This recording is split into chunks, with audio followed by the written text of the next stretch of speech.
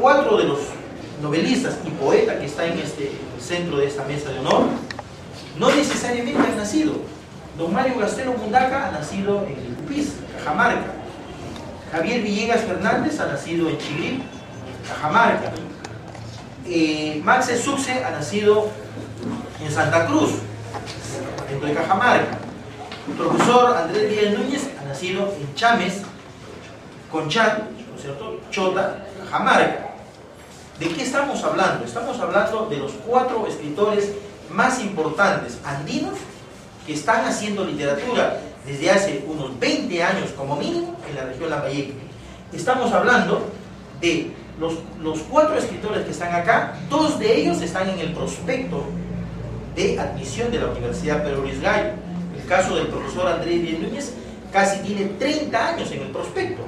El caso de Max Succe recién tiene 3 años, se ha incorporado al prospecto de admisión de la Universidad Pedro Luis Gallo y por ende a todos los prospectos, digamos, de los colegios y las propuestas de literatura regional.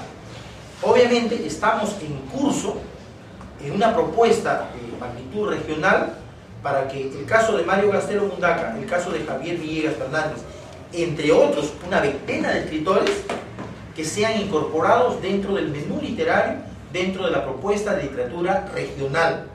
Es decir, que les permita a ellos y su producción literaria incorporarse a los estudios oficiales dentro de las instituciones o casas superiores de estudio. Eso tiene un enorme peso, porque creo que autor que no está en el prospecto o que no está dentro de las currículas oficiales siempre va a sufrir la marginación de no tener la posibilidad de ser leído de manera oficial o de manera obligatoria. No quiere decir que los que estén fuera del prospecto carezcan de valor. Muy por el contrario, creemos que gran parte de esos autores, de los 7 que están normalmente en el prospecto, el último que se ha incorporado es Max Succe, por eso está en esta mesa de honor. Gran parte de esos autores que no están en la mesa deberían, digamos, ser incorporados. Lamentablemente no tenemos, digamos, la obra compilada, no tenemos las ediciones frescas que permitan que los estudiantes puedan acceder, digamos, a su producción literaria. He ahí un escollo para poder a ellos incorporarlos en los estudios literarios. Ustedes no saben el enorme trabajo. Max Succe ha luchado por lo menos 4 años con producción literaria propia para que sea finalmente incorporado en los estudios literarios de la Universidad Pedro Luis Gallo. Ese proceso, digamos, silencioso y a veces hasta frustrante cuando finalmente no te hacen caso, pues surte sus frutos, pero después de mucho tiempo. La idea nuestra es que, por un lado, haya un buen contingente de autores que estén incorporados dentro del prospecto de admisión. Segundo, es necesario que se establezcan debates intelectuales, que haya una formalización, digamos, de los estudios literarios, para que de alguna manera puedan tener interés dentro de las instituciones, digamos, que son las universidades, poder hacer estudios y poder institucionalizar, ¿no es cierto?, los autores que hay vigentes en la región Lambayeque. Aquí en la región Lambayeque tenemos alrededor de 107 obras literarias, entre novelas, cuentos y poemas, que están inéditos. Libros que ya están producidos, libros que están a punto de poder entrar a una imprenta, pero lamentablemente no existen los recursos suficientes ni un fondo editorial regional que permita que estos autores sean publicados por el gobierno regional o por los gobiernos municipales. En su totalidad, las obras que producen quienes están aquí sentados son con su propio peculio. No hay auspicios, no hay apoyo, no hay una entidad que de alguna manera los valore y los incorpore dentro del menú literario. Eso, para nosotros, tiene, a través de este tipo de debates, a través de este tipo de propuestas, un enorme valor, porque aquí la comunidad regional lambayecana, intelectual, estudiantes y docentes, debe de conocer que hay un proceso desde hace unos 30 años, un proceso, digamos, de sincretismo cultural, una especie de incorporación de lo andino y lo costeño. Eso se da con la obra de los aquí presentes, que son los más emblemáticos y los más representativos dentro de la literatura regional.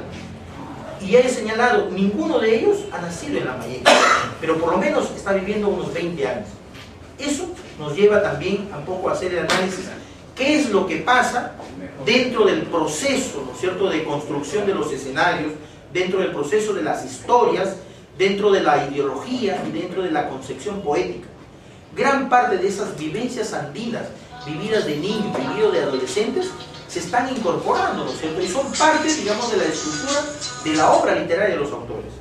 Entonces, cuando hablamos en algún momento de identidad literaria, digamos, de tipo lambayecano, tenemos un gran problema. ¿Estamos hablando de literatura lambayecana o de literatura hecha en Lambayeque? Estamos hablando de literatura hecha en Lambayeque por autores que no han nacido en Lambayeque, pero que están de alguna manera aportando, que están contribuyendo intelectualmente con su producción literaria. Eso para nosotros es parte de todo un discurso, parte de un debate que nos permita de alguna manera comprender este fenómeno literario del sincretismo, ¿no es cierto?, andino, incorporado dentro del menú literario de los lectores costeños. Cuando la gente analiza, cuando la gente hace un estudio, digamos, de cada una de las obras de ellos, se va a encontrar que los escenarios, digamos, los escenarios topográficos, la construcción de los personajes, generalmente tienen perfiles y rasgos andinos, y no necesariamente van a reflejar la identidad costeña, porque cada uno de ellos, cuando baja, o bajó con su alforja, o bajó con sus cosas, a querer estudiar o a querer profesionalizarse aquí en la costa, se encontró, digamos, de repente con una realidad adversa y hasta resistente para ellos.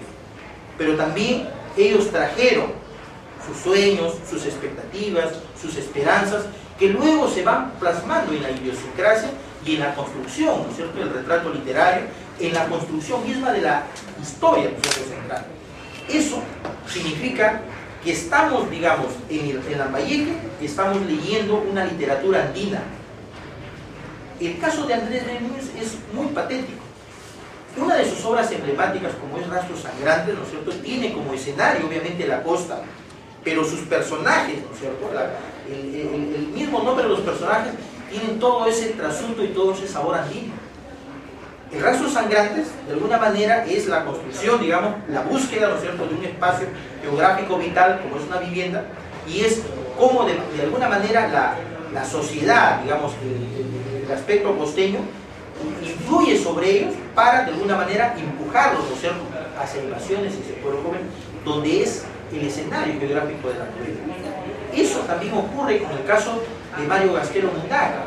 Sus obras en el Triángulo Real, de alguna manera, reflejan el tránsito, ¿no es cierto?, del personaje andino hacia la costa, con todas sus vivencias, con todas sus peripecias, y obviamente se encuentra la resistencia propia que ellos, como escritores, en algún momento que bajaron, digamos, de su cuna, encontraron aquí como resistencia cultural en la costa. Entonces, todos esos fenómenos, todos esos procesos están inmersos en la obra. La obra literaria tiene esa cualidad y esa capacidad de llevar el mensaje, ¿no es cierto?, inmanente, de llevar de manera subterránea, ¿no es cierto?, parte de la ideología, parte de la concepción cosmogónica, ¿no es cierto?, de lo que piensa, siente y lo que aspira el escritor.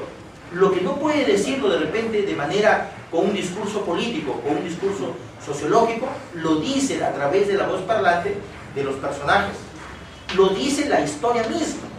Si nosotros vamos a explorar, ¿no es cierto?, parte, digamos, de las novelas, esas novelas están afincadas, ¿no es cierto?, con esos toponimos, con esos espacios geográficos en la zona andina, no necesariamente en la zona, digamos, costeña.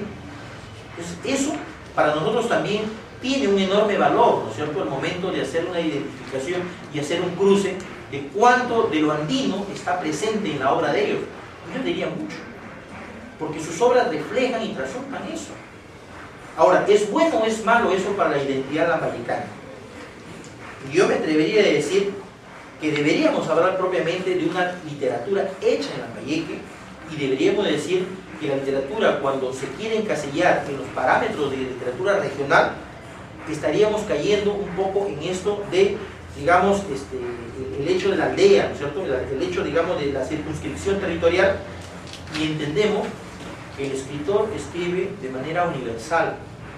El escritor, si bien es cierto, puede utilizar un espacio de pretexto geográfico para acentuar su historia, pero finalmente el escritor escribe, ¿no es cierto?, de manera global, de manera holística, de manera colectiva. eso creo que es parte del discurso, parte del debate intelectual que vamos a tener esta noche como una manera de entrada. Creo que he dado algunas pistas, algunas pautas de qué es lo que podríamos nosotros en esta noche. Gracias.